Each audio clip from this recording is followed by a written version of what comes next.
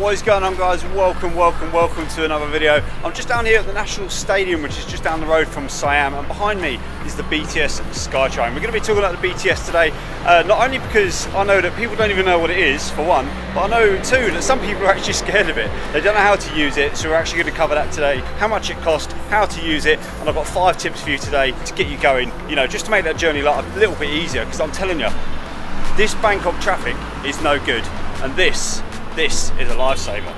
So the quickest and the easiest way is to just go straight to the booth, say where you want to go, and then they'll give you the ticket straight away. Like I said, it's priced from 16 to 59 baht.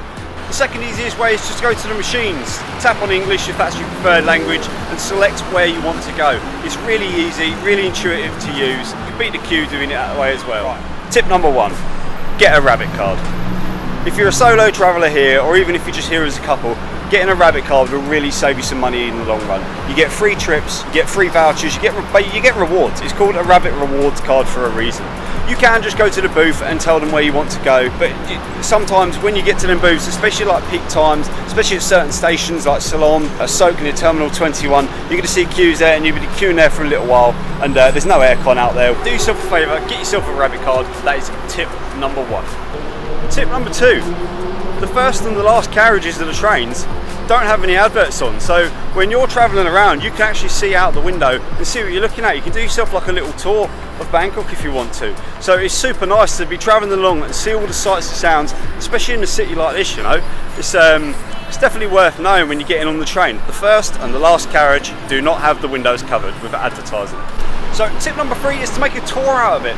You've got a vantage point there from the Skytrain, so make the most of it. You really do get a unique perspective when you're on the train, and like I said, the first and the last carriages you get the best view as well, so make sure you're in those carriages and just make a day of it. Go around, see all the sights and see all the sounds. I'm going to take you now, we're going to go and have a look and see what you can see from the Skytrain.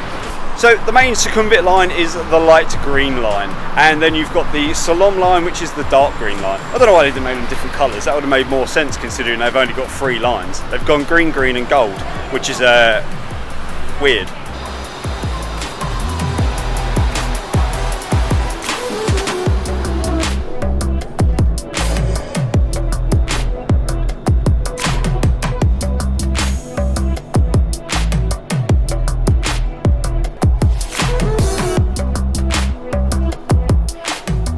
Down to here, which is Safan Taksin S6, and come and see the ghost tower. I've not been up there yet, have you?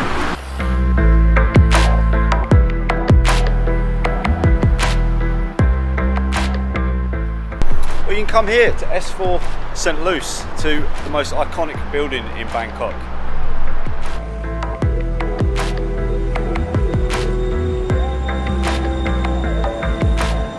And if you actually want to go up Mahanakan Tower, get off at S3, it's the next stop. Oh, what, you want me to talk about the shirt? No chance, absolutely no chance.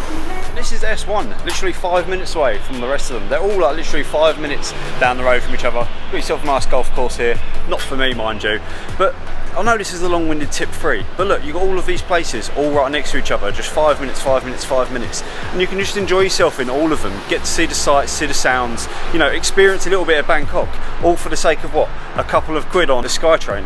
It just seems like a no-brainer to me. Right, what we're going to do is we're going to head out a bit further from here. We're going to go down to Erawan, the three-headed elephant. Of course we're going to the three-headed elephant. Why wouldn't we go into the three-headed elephant? I want to see it. I've never seen it. I've never seen it from the Skytrain. So we're going to go down there, take a look. Let's go. So it's worth noting now, I'm at Siam Station, and as you can see here, you've got Circumvit line on the left and the Salom line on the right. So just be aware of that. Make sure you know exactly where you're going, because there's 2 floors here and you don't want to get mixed up. Siam is basically the intersection between the Salom line and the Circumvit line. Obviously the Circumvit line is pretty much the backbone of Bangkok, and the Salom line just goes across.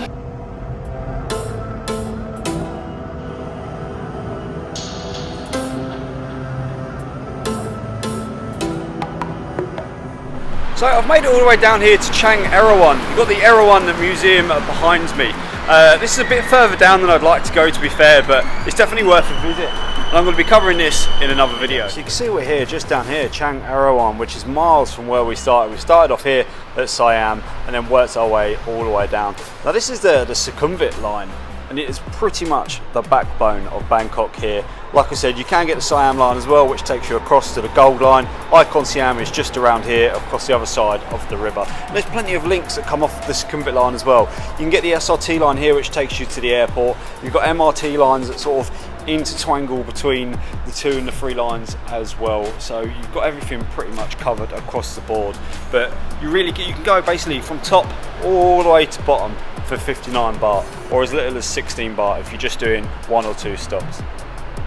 So tip number 4 is to use wisely with groups. You know, although I love the BTS and it really is great and it is affordable as well, if there's a group of like 4 or 5 of you, sometimes it will be cheaper to just jump in a taxi, do that one distance. Instead of trying to pay 50 baht each to go on the Skytrain, you can just jump in a taxi and it will be cheaper. So you have to work that out for yourself, work out if it's quicker or not.